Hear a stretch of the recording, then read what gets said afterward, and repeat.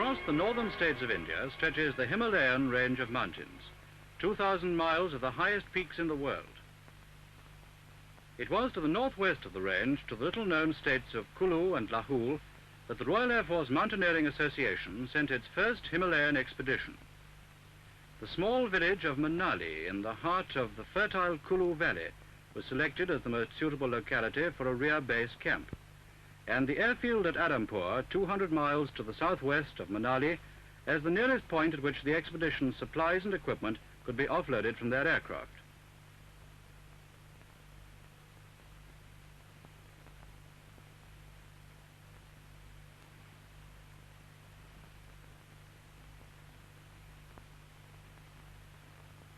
The first member of the expedition to alight from the Hastings transport plane at Adampur was Tony Smythe, the team's leader, who was greeted by officers of the Indian Air Force. Unloading the expedition's gear began almost immediately, and it was stacked into a lorry and a bus by Indian porters in readiness for the journey up the valley to Manali.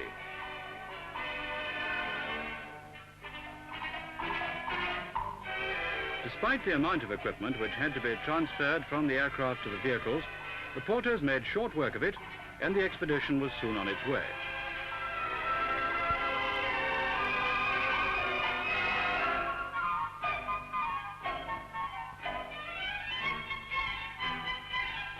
Once or twice during the two-day journey along the narrow valley road, the vehicles were brought to a halt by local shepherds with their flocks of sheep.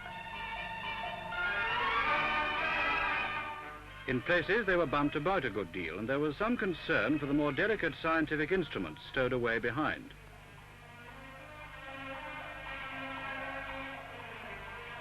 Rivers were crossed by bridges, such as this one at Mandi. For 2 days, the expedition traveled northwards until, away in the distance, the snow-capped Himalayan peaks could be seen. Peaks that only a week or so earlier had been little more than a series of not too well-defined points on a map. Manali village, they found, consisted mainly of a high street, a few stores, and about 300 inhabitants.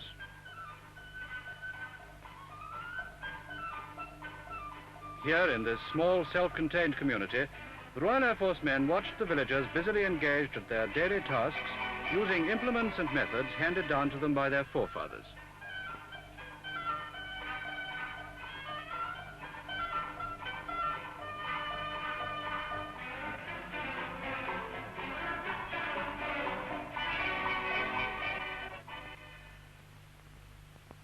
Major Bainan is one of the district's most respected citizens, and it was he, in the capacity of local secretary of the Himalayan Club, who saw to it that the expedition was safely encamped in a clearing near a rest house belonging to the Forestry Commission. The expedition's first task was to engage and kit out a number of Indian porters, and in contrast to the easygoing atmosphere of the village, the campsite was soon the scene of great activity. As far as the RAF men were concerned, besides being the first service team to visit the Himalayas, their expedition was also the result of months of carefully stored-up leave and the support of the Royal Air Force Sports Board and the Mount Everest Association, and they were determined to make the most of it. The task of getting the porters to sign for the equipment they had been loaned fell to Dan Stewart, and he soon discovered that there were two distinct advantages in having a thumbprint for a signature. Firstly, a pen wasn't required, and secondly, nobody could ever copy it exactly. One piece of equipment that did not call for a signature was the umbrella that Tony Smythe presented to Dave Dutter, an Indian civil servant assigned to the expedition. Climbing boots were inspected very closely, and not without good reason, because upon the row of nails embedded in the heavy soles, a climber must at times have explicit faith. When all the necessary kit had been issued, an early reconnaissance trip was made to the northwest, and Donald Bennett was one of the first to leave. Shortly after, Jack Emerson and Henry Jones, the expedition's doctor, were sent on their way with a handshake from Mike Holton, the secretary. Last of all came Dan Stewart and Johnny Lees, with the porters and the supplies of food. The area they planned to explore, the Hamtar Pass, lay about 20 miles away, and there they hoped to find conditions suitable for a full-scale assault on some of the peaks in that region. Heavily laden, the porters crossed the bridge of Manali and made their way into the surrounding countryside. For the early part of the journey, they travelled along regular trails between hamlets. In the distance stood the mountains for which they were heading. Here in the valley, they passed through luxurious vegetation and over streams formed by the melting snow and ice on the distant peaks.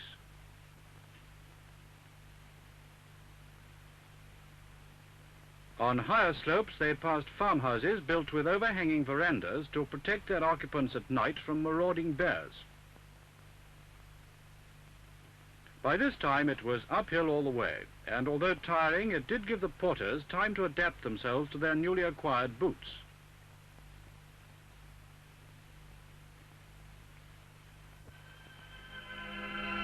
That night, the leaders set up camp at the foot of the pass, with the knowledge that the next day would see them well over the snow line.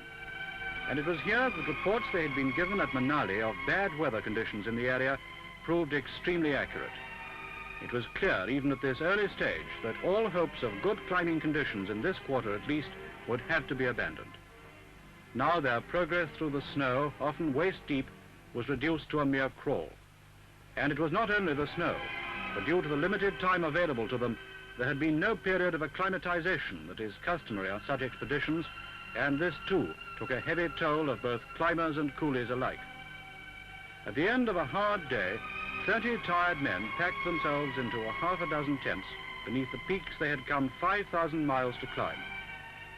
Now, as with so many expeditions of a similar kind, the weather had beaten them. All this was a severe setback, and there was only one course left open to them. They would have to return to Manali and prepare immediately for a concentrated effort elsewhere. Back at Manali, cherry picking was in full swing, and in these more pleasant surroundings, the Royal Air Force men settled down to a good meal. Then they studied a map of the area. Their first journey to the Hamtar Pass had been a failure and had taken up several valuable days of their 5-week visit. The area they planned to try next, the Kulti Valley, lay away to the north. Their route would take them over the Rotang Pass, across the Chandra River, to the village of Koksa, and then onwards to the Kulti Valley, where a base camp would be set up. From here they would trek up the valley, and from a series of higher camps climb some of the peaks in that area. All this would take 2 or 3 weeks, but should there be any time left, they would divert away to the west and complete their tour by an attempt on Shikar Bay.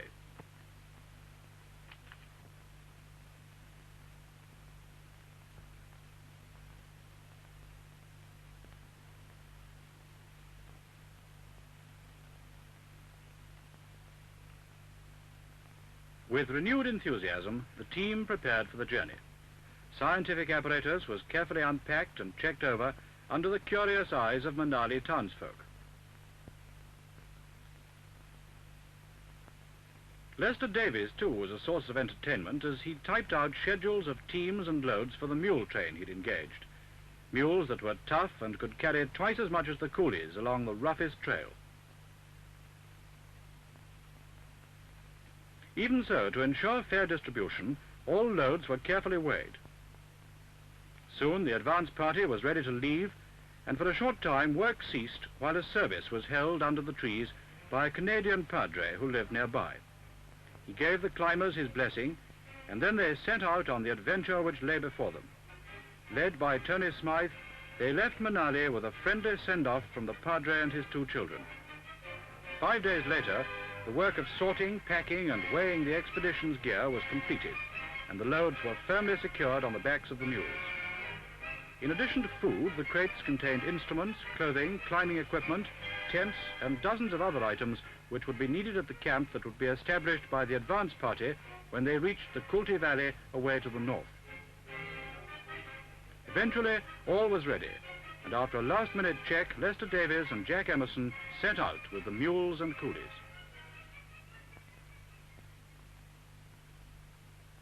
Traveling along the valley out of Manali, they passed native water mills that were operated by swift-flowing streams. On the higher slopes, they saw peasants using primitive plows drawn by yaks. There was evidence of the Forestry Commission's work, where trees had been planted in seemingly impossible places to prevent soil erosion.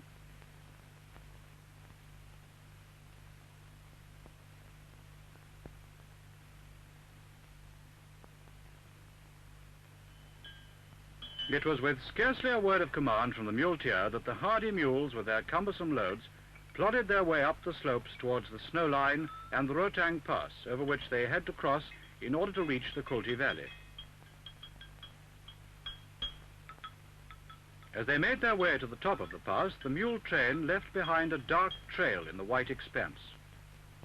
Now in every direction there were landscapes of rugged Himalayan grandeur. From the spot where they paused to rest, they saw the Kulti Valley itself looking deceptively near in the clear mountain air.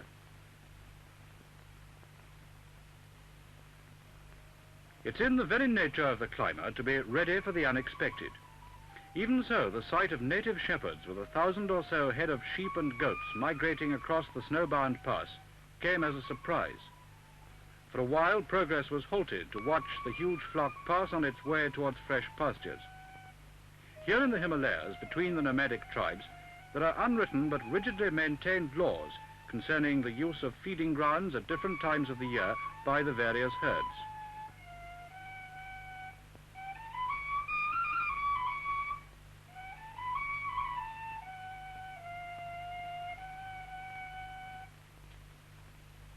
Once over the Rotang Pass, the trail led downwards and the going was considerably easier.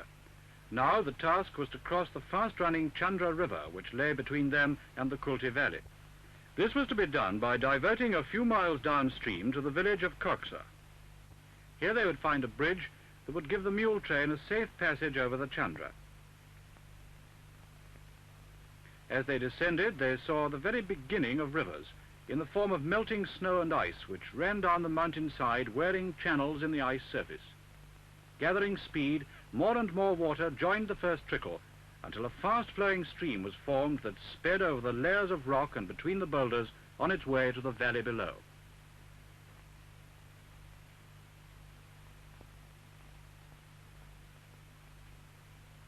Here, starkly colorful against the drab earth, they saw mountain primula growing.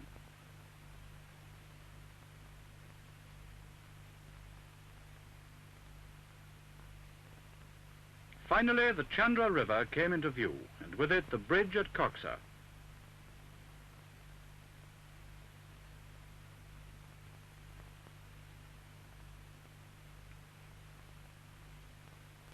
Under cover, on the outskirts of the village, the RAF men saw bags of milled grain, and then in a cavernous opening in the rock face, the temple.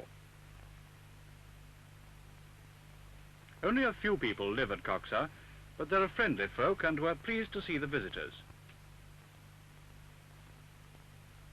Gladly, they showed how homespun material was produced from the wool they obtained from their sheep. The working of the loom, they explained, was a task left to the boys of the family. And how small is the world, when at such an outlandish place one can see Fair Isle pattern socks being knitted on 4 needles just as they do at home.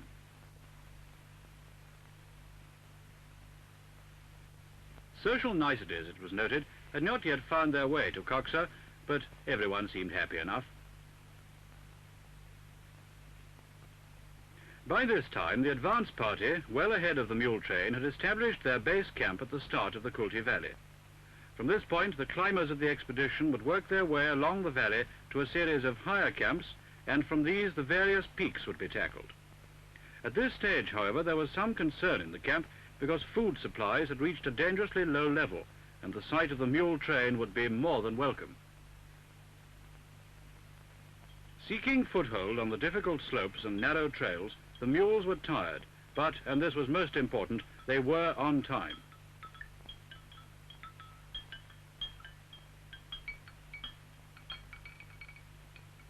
At last they reached the advance party's camp, and there were willing hands to lift the stores and equipments from the backs of the weary animals.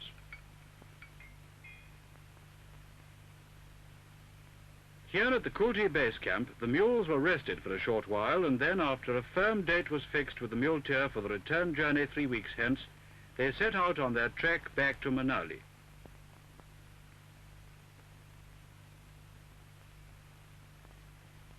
Now the climbers had to prepare for the long tramp up the valley. Whenever possible, the men rested or did practice rock climbing, all of which made up in some measure for the period of acclimatization they had been unable to afford.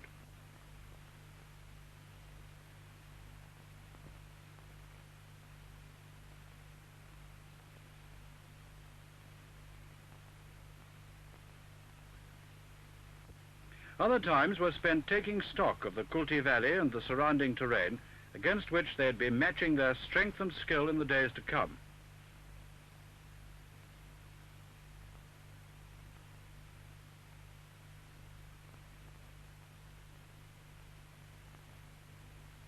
Early one morning, in the shadows of the mountains lining the valley, the expedition set out. Their first task was to reach the end of the 6-mile-long valley and there make camp before the heat of the day made further progress difficult. Weighed down by their heavy packs containing food, tents, and apparatus for survey work, they pressed on over vast tracts of snow and ice.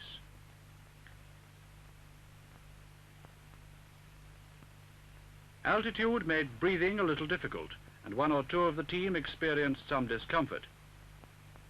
But at this point, there was no turning back, and they continued their journey without pause. As the end of the valley came into view, they saw ahead a major obstacle in the form of a gigantic ice fall. Closer inspection of the fall revealed that a means of surmounting it would have to be found in order to reach the foot of the mountains beyond. Johnny Lees and Nalini Jayal, an Indian Air Force officer with the party, were given the task of forcing a passage up the ice fall, and for this the heavily spiked crampons were used for the first time. Out came the ice axes and ropes, and the two climbers began their ascent of the treacherous surface. At intervals, steps had to be cut, and this took time, but eventually they succeeded in reaching the top. Nevertheless, before this was achieved, it became obvious to the rest of the team that although trained climbers without their packs might follow in Lee's and Jayal's footsteps, getting the relatively untrained porters and the massive equipment up the ice fall was a totally different proposition.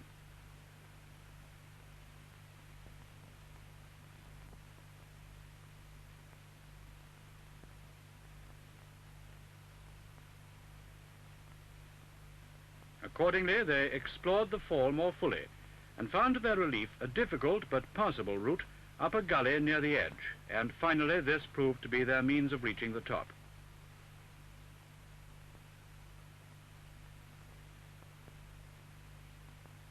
At the top of the ice fall, they rested for a short time and gazed back on the Kulti Valley below with its intricate pattern of snow and ice formations. Flanked by the peaks they hoped to climb, the Air Force men and Sherpas then forged ahead to complete the initial stage of their journey and set up a camp below a saddle between the mountains, this spot being known as the Silver Saddle.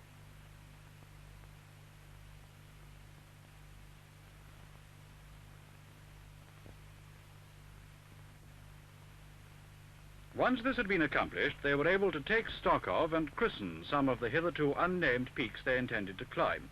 This is Tila Kalar, or Ridge of the Waves. Then Tambu, or Tent Peak, on account of its tent-like formation. These two peaks were named the Twins, and there were a number of others. With the advance camp firmly established beneath the saddle, the expedition broke up into groups of 2 or 3 climbers, and these moved off to set up other camps beneath the various peaks. From these, the final assaults will be made. Once again, crampons were used, but despite their obvious advantages, the going was hard and climbing called for the highest degree of physical fitness.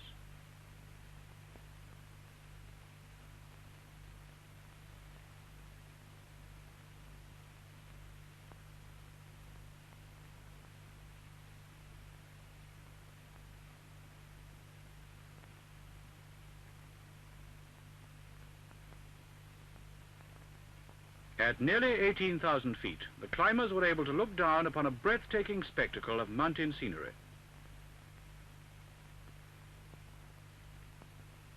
It was in such settings as these that the groups erected their tents and settled down to prepare some food.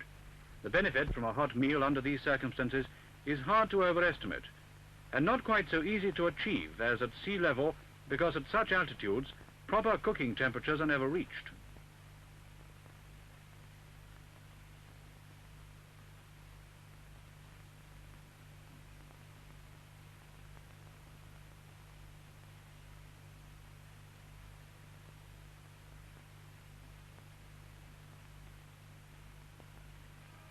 By early morning light, their target stood sharp and clearly defined against the sky. A start was made and the final assaults began. Now all previous hardships and disappointments were forgotten. This was the supreme test of their climbing ability, and nothing else mattered. Everything came into play: ropes, crampons, ice axes, and not least of all, the strength, skill and courage to the very last ounce of the climber himself.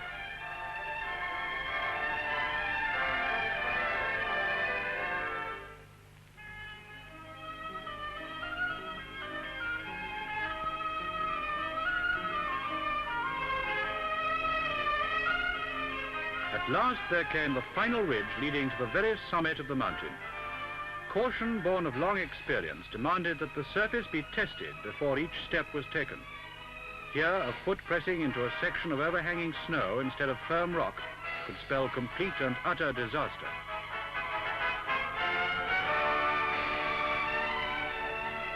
But for the Royal Air Force men it was success. Success that was symbolized by the flags of their service and countries they left deeply embedded at the very summit of the mountain they had conquered.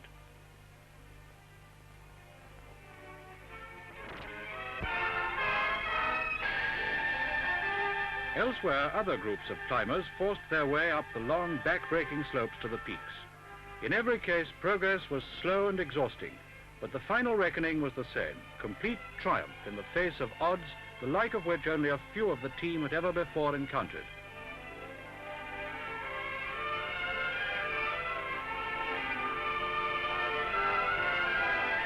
Their original ambition had been to scale one virgin peak of the order of 20,000 feet. Here they scaled no less than 8 peaks, 7 of them virgin. For the highest of 21,000 feet, they reserved the name of Taragiri, or Astral Peak, after the motto of not only the Royal Air Force, but the Indian Air Force as well. Other aims of the expedition were realized too. They had broken into unexplored territory, gained data for future expeditions, and had upheld the traditions of the service to which they belonged.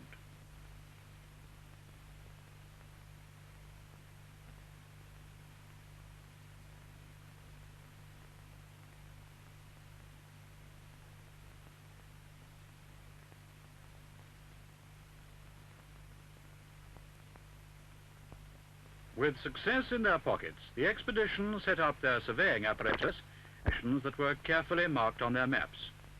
Nowadays, there are few totally unexplored or uncharted parts of this world, but the Himalayan range is certainly one of them, and it's upon such expeditions as these that we rely for authentic information concerning the different regions.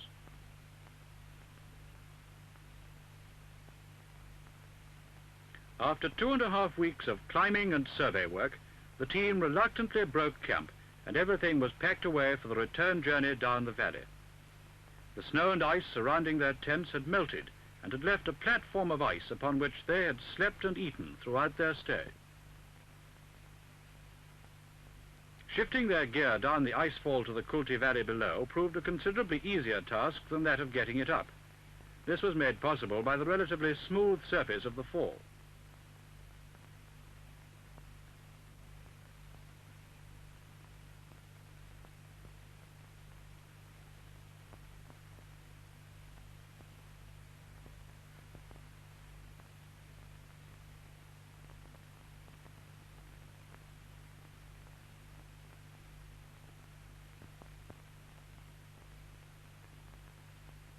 Now, with the ice fall behind them, the men began their trek back.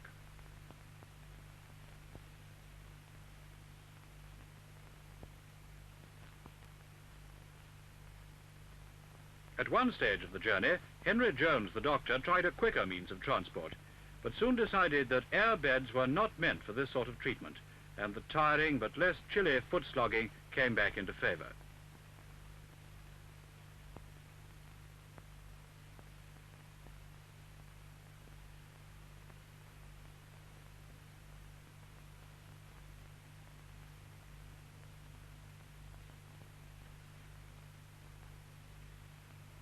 It was in such country as this that Lester Davies and his porter Nawaram came across a set of large, deeply embedded footprints in the otherwise undisturbed surface of the snow. Footprints that the Sherpas instantly proclaimed as those of the Yeti, or abominable snowman. For Western zoologists and anthropologists, they are still one of the great unsolved mysteries of the Himalayas. But time was short, and Davies could only measure and obtain photographic records of the amazing discovery.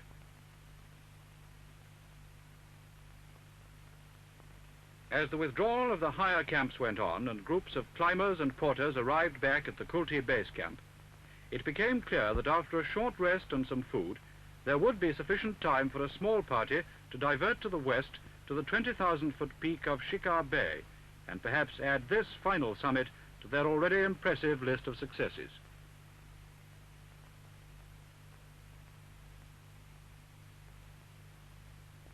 For the short journey westwards, the climbers travelled light and crossed the swift-flowing Chandra River by means of an overhead cable.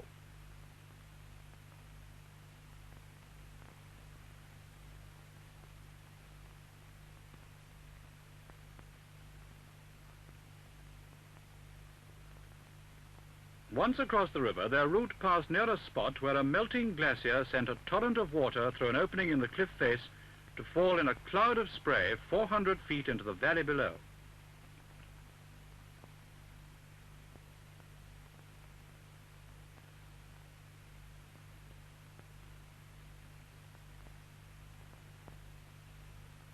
Ahead they saw the lofty summit of Shikar Bay. Climbing this peak, often in thick cloud, completed the plans they had made 3 weeks earlier and had now carried out to the full.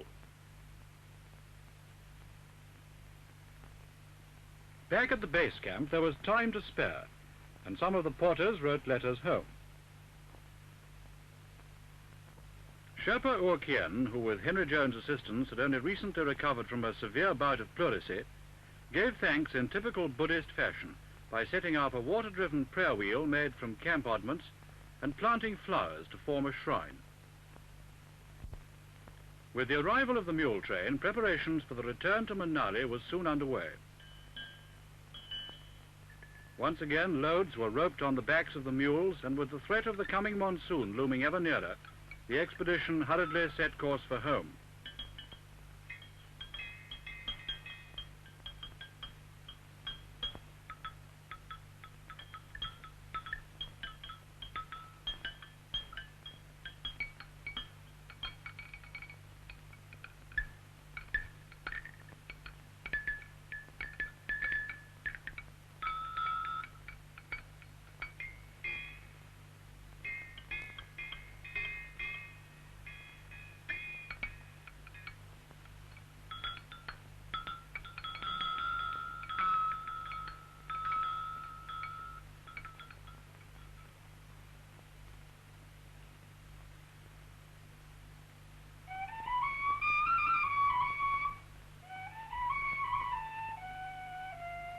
In Manali's hospitable surroundings, the climbers relaxed for a while before starting to pack for the flight back to England.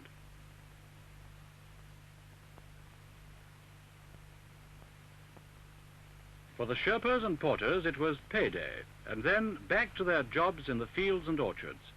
There they would work and wait until another expedition arrived in their country of strange and sometimes violent contrasts, and perhaps they would join it. The Royal Air Force men would return to their stations and carry with them the pride of achievement over odds that at one time threatened to defeat their plans and ambitions. Now the flags of their country and service were flying proudly on snow-capped Himalayan peaks that towered 20,000 feet and more into the sky. The challenge was there, and in the true spirit of adventure and tradition of their service, they had met it squarely and had emerged triumphant.